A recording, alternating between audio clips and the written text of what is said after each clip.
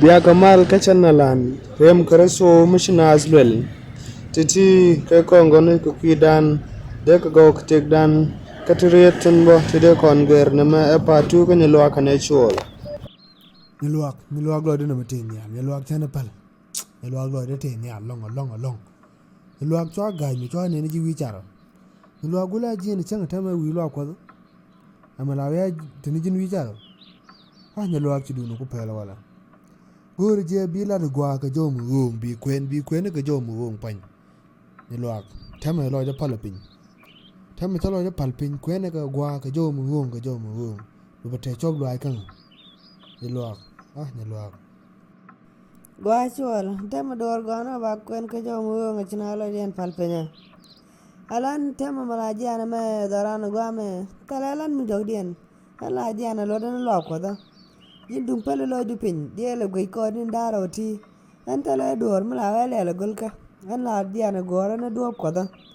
tema jene re chenga men gwa ti je jana jala ka kel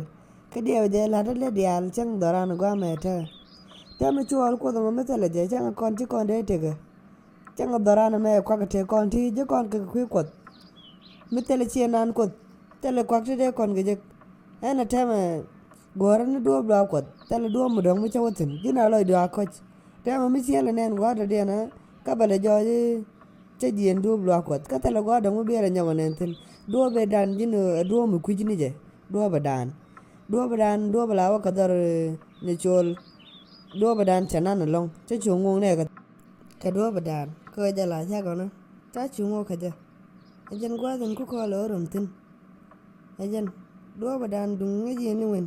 ala wi lo ko di nga jen do badan la ji lo ko chungu na wa ka ja ko jen ta go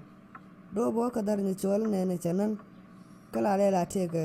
jiok chla na dia jo chen bona